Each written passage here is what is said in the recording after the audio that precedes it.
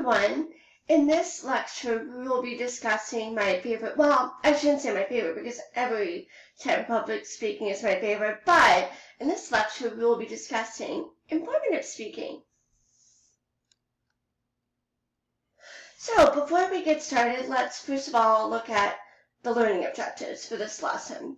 So by the conclusion of this lesson, I would like you to be able to define informative speaking, identify strategies for an effective informative speech.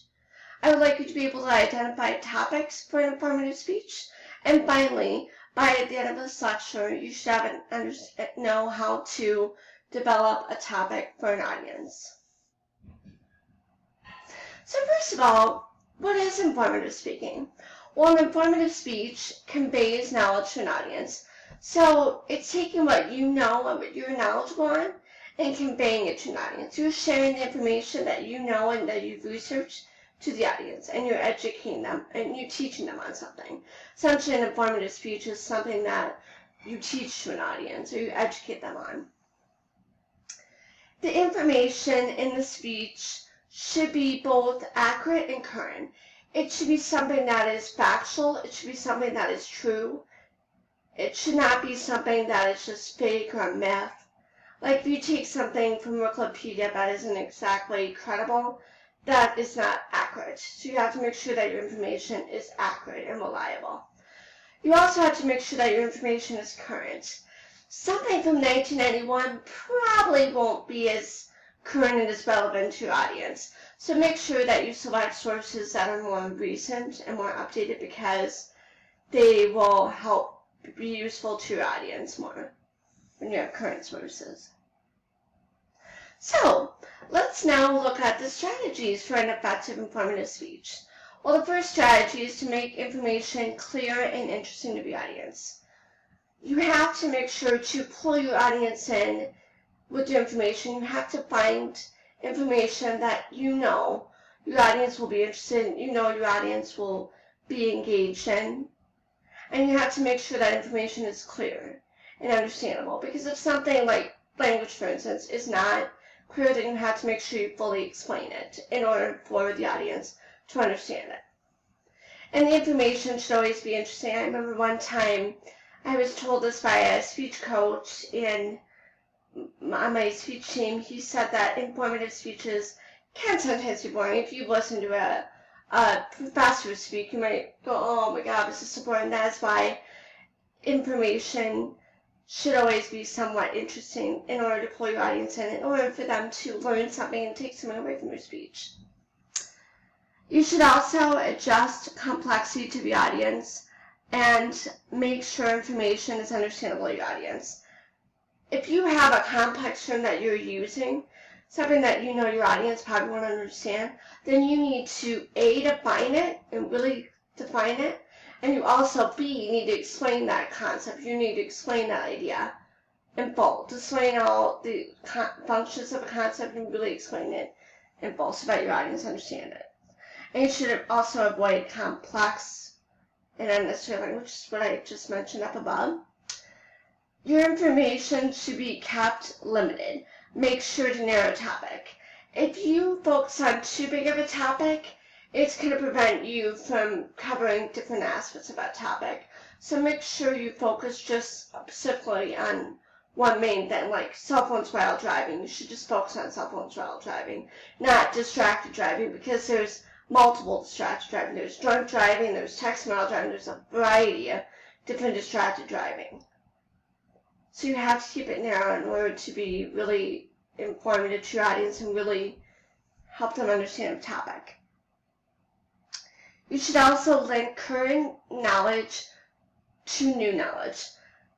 Link what the audience already knows and give them some new knowledge. So maybe say, I understand that you guys know this about dogs. In today's lesson, I'm going to be discussing this and this to help give you a different perspective on this, or something like that. So you're linking what they already know to what they don't know.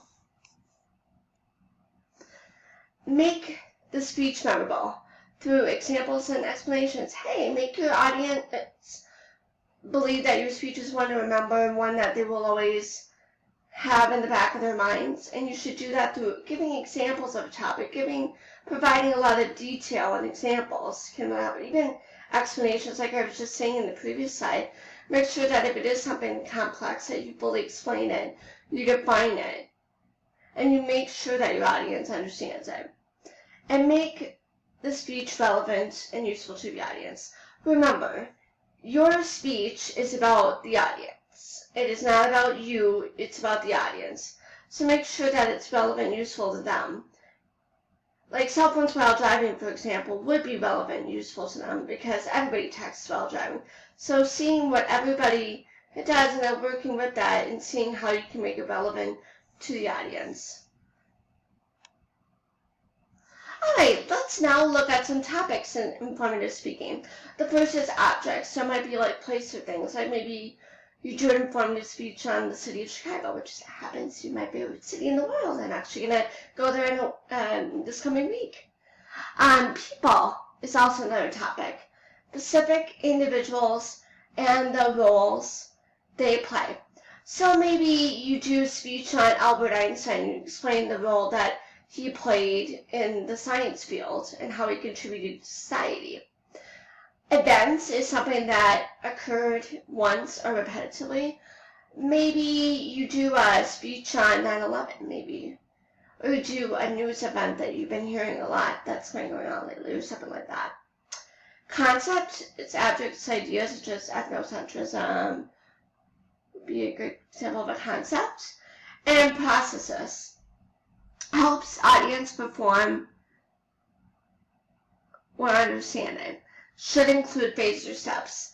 When I was in high school, we did a speech called demonstrative speech. We don't have that in college, unfortunately, and I was should, right? But in that speech, I did the card game Garbage. No, it's not about taking trash out. It's a card game. I'm being serious.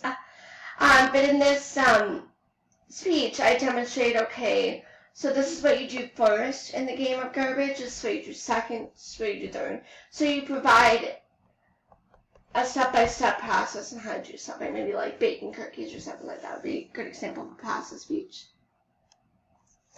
So let's now discuss developing a topic for an audience. First, you should focus on areas where the audience is experiencing confusion and use that as a guide for your speech. You know, when we talked in one of the previous lectures about audience analysis, well, you should use your audience analysis to see, hey, what is my audience most confused on the topic? And then use that as a guide. Use what the feedback they gave you and use that as a guide to help you plan your speech. So, what exactly are some of the sources of audience confusion? Well, the first is difficulty understanding concept or language. You should clarify the meaning of the concept and define it, and the use of the concept by explaining the features of the concept. So make sure you define it if it's a complex term, and then discuss its features. Another is difficulty envisioning processes or structure. So maybe your audience is confused on how to play the card game Garbage. So you can show pictures of, visual aids or pictures and explain the relationships among the concepts of the process, or the components of the process. So maybe you say, okay, this is a visual aid of the dealer dealing the cards out. This is the relationship of this. You kind of explain the different components and you show visual aids so that your audience can understand it. And to be quite honest, I don't think your audience can really understand anything just by explaining. I think sometimes you need visuals in order to be able to understand how to do something. Like me, I know how to make lasagna, but like the first time I didn't know how to make it at all, so it helped to have visual aids to look at so I could understand how to make it.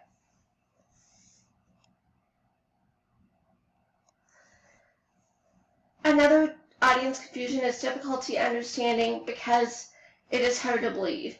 Maybe your audience doesn't believe something that you're saying to them. Maybe they just don't think it's truthful. They don't think it's realistic. Maybe they don't believe that aliens exist. So what you do with this is you discuss audience's theory. So you discuss why they believe that aliens don't exist, and then you show why it is reasonable. So showing why aliens don't exist is reasonable. Then you show how the theory is limited. How is the theory that aliens don't exist limited? How is there limited evidence to prove that there isn't aliens? And then explain why that explanation is more accurate. So explain how your explanation of the theory is more accurate than theirs. That's essentially what you do with this concept. Well, that is all for now, and I look forward to talking with you all soon. Thank you so much for listening.